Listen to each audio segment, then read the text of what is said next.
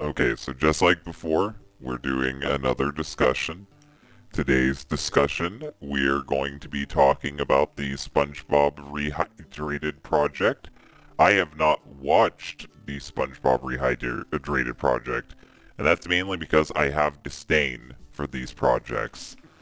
Um, I don't know how you feel about them, but I gave a couple of them a chance, and I won't say which ones I watched besides the Shrek one, but um, like at first they're always good, but then after a while they just get the worst people involved. And I guess I'll like name drop one and partially shit talk them even though I don't want to. Um, the Sonic OVA one was just really unexceptionally bad. Like the OVA one was bad. Like no one was trying with that movie, and it was so disappointing because I like the original movie. So, for those of you guys who are uninitiated to this, basically a bunch of people get together and they animate or reanimate a movie. And to say reanimate is even in hyphens because sometimes it'll be some dickhead in a Halloween costume or someone with puppets. Yeah, sometimes it'll be just people drawing stuff and putting it on the screen. But with the SpongeBob project, they wanted to be ambitious because they knew Viacom is evil, like every big corporation. So they decided to not only reanimate it, but do all the voice acting for it. So they spent 2 years working on this project, reanimating it, and doing all the voice acting, only for Viacom to take it down immediately anyway. And then, shock of all shocks, everyone on the internet is appalled. And the reason why they're appalled and angry is because they still don't understand what fair use is. These people think that just because you animate something and just because you speak something, that you own it. And I think the biggest problem is that people talk about fair use, and just like with Doug Walker during the Where's the Fair Use campaign, hardly anyone actually knows what fair use is. Like, fair use does not mean that because you made it, it's yours. Fair use covers if you want to review something, if you want to dissect something, if you want to write an article about it, if you want to make a parody of it. But even then, parody is still up for scrutiny, and sometimes not all parody is fair use. That has happened before. Not all parody is fair use. Not all parody is protected. So the fact is that this is where I think a lot of the misconception comes from. And some of the things that I've seen people say is that this is the parody law. There's only one other person online I've heard call the parody law, and that's Doug Walker. And because this Where's the Fair Use campaign was so big and so impactful to internet culture, people don't know what fair use is. If you take someone else's property, someone else's script, someone else's idea, and just do it yourself, you don't own it. People think that just because things like the Zelda CDI remakes happen, that means, yeah, this is totally fine. No. It just matters if the company wants to enforce its copyright. And a company like Viacom definitely wants to enforce their copyright.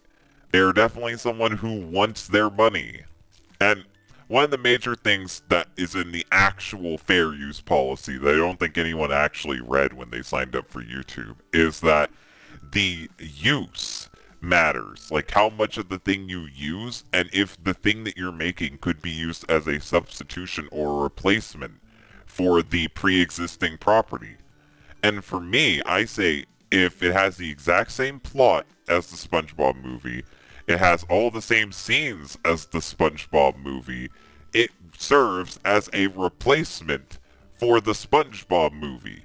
You can't assume that little Timmy, who's 10 years old and doesn't know any better, isn't going to watch your thing instead of paying $5 on a streaming service. So I hate to be this guy. I'm never this guy when it comes to Nintendo, but this time I'll be this guy. They're totally within their rights to pull this down. And the people who made it should have expected it. What I find funny is that we've already seen this done right before. Like, you have Family Guy, Star Wars, Robot Chicken, Star Wars. You have you have so many different shows and films that are just full-on like retellings of pre-existing stories. But the reason why they're fair use and this isn't is because they don't do it scene by scene. They take the biggest scenes, and even when they do adapt it, they do it in a parodic manner, meaning that they are changing the context of the scene to poke fun at it. These are the things that you have to do to be considered fair use. You have to change the context. You have to change the meaning. You have to change the scene. If the original joke was SpongeBob goes into an ice cream bar and gets drunk off ice cream, your context has to be something different for it to not just be the exact same thing. Maybe instead he goes into a real bar. Or maybe instead he runs into a real drunk person. Or maybe the guy at the ice cream parlor points out the fact that he shouldn't be drunk off ice cream. Anything, any attempt at changing the original context would work. The bare minimum of effort is what I'm asking for. You would have to do a whole lot more. You'd have to do that for every scene practically for it to be a parody. But anything, and then I could start to defend you. With how it is now, it's just plagiarism. They didn't even write the script. They didn't come up with the characters, they didn't fucking get the rights to do anything. I think that they see things like Shrek the Musical, and they think that that was not asked by DreamWorks. They're like, oh man, yeah, this people got to make Shrek the Musical, and they didn't have to ask for royalties or anything. It's like, no, it's not how it works. You have to get permission. You have to do this legally. I don't know what parody law is, but it doesn't fucking exist. It doesn't fucking exist, and you need to drop this childish notion. But the thing is that because people have been fed this propaganda, which that's what it is, and that's what I'm going to call it, because they've been fed this propaganda by YouTubers for over 10 years, they now think they know the legal system, when in reality, the legal system doesn't know the legal system. No law is set in stone. It all matters how a judge interprets it. You could be within your right and a judge could still screw you over. That's just how it works. But even with that having been said, there's no room to wiggle with this. They're obviously in the wrong. No one would defend them. Only children on Twitter would defend this idea. And this is reminding me of some stuff that I've seen with Nintendo, where people think that they can remake a Nintendo game entirely and then release it, and Nintendo is going to be fine with that. And it's like, I appreciate it, but no.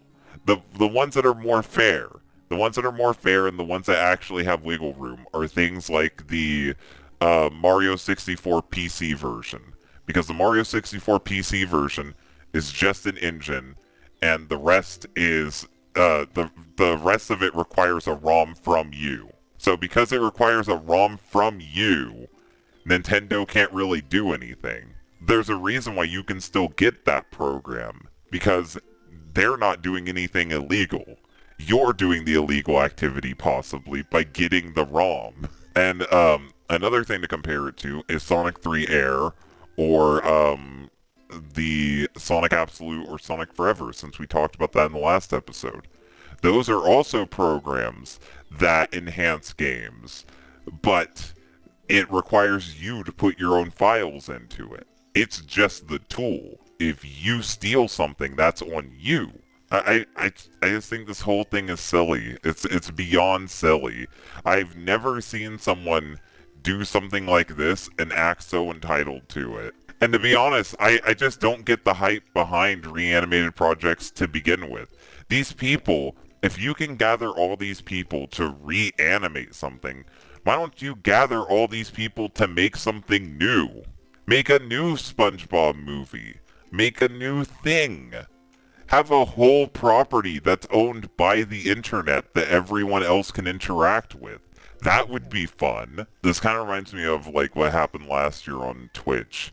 Funny enough, because we're streaming this on Twitch when it's live. But it reminds me of what happened last year on Twitch where These people were streaming anime in full, and they thought that their reaction to it made it fair use. And it's like, no one ever said that reaction is fair use. Review is fair use, but you still have to regulate how much of the clips you use in reviews. You can't play the whole movie during your review. That's why things like Doug Walker is debatable, because he plays the full film. That's why he's had to deal with legal issues for years. That's why he made up the stupid parody clause. There is no stupid fucking parody law. The actual guideline is that if it's for parodic sins, then you are usually covered. And by that, that means things like Family Guy that use things like the Flintstones in a skit. That's covered by fair use. Like, if I wanted to make a joke about Barney in the Fruity Pebbles commercials, how much money he wastes and how much effort and time he wastes coming up with all those schemes. It's a joke that's been done a million times. So if I wanted to do that and animate it, I'm within my right, and it's legal because it's a joke. I think it's the way the internet is. People had a job 10 years ago to inform people the actual law, but they decided not to. It's the same thing with like COPPA. They had a chance to inform people on what COPPA was. They had a chance to educate people on the actual laws, but they decided to propagandize it and say, we're all gonna lose our money, we're screwed. And it's like, you guys are lying. All of you are lying to manipulate dumb children. It's really sad that YouTube is such a good platform. It's really helpful for people. People get really creative on it, but it also hurts things like fair use. And what people don't get is that when you abuse fair use like this, you open up the possibility for it to get revised. And if it gets revised in the modern day, chances are it's going to favor the corporations more so than it already does. You're only hurting your chances to actually do content like this. And in a system with copyright ID and so many different other things trying to take you down, do you want to give corporations more power by abusing the systems that you have? I hate to say this because they're bad. These things are trash. Do not do this in the way that I'm saying it, but get the message behind it. Spoof movies. Like Scary Movie, Spaceballs, stuff like that. Yeah, stuff like that where it's like, yeah, it's obviously this one movie. Vampire Sucks, epic movie, disaster movie. They use a bunch of characters they don't own. They do a bunch of plots they don't own. But they get away with it solely because it's parodic. Yeah, I think that's the end of the discussion, really. I don't have anything else to say about it. They're wrong about how fair use works, and they're just wrong in general. And doing this type of stuff, you think that you're helping people, but in reality you're making things a lot worse for people in the future. I say don't listen to what any YouTuber tells you. Don't listen to what I tell you. Go look up the actual laws. Go read. I know that's a cursed thing to say on the internet. I know it's a cursed thing to say on the internet, but go read. Don't watch a video of someone reading it. I know it's tempting. I do it too. But read it yourself. Read it yourself and figure out what it's saying. Unless you're Timmy. If you're Timmy and you're 10 years old, don't get involved in this to begin with. I get that you have a Twitter account illegally, but don't get involved.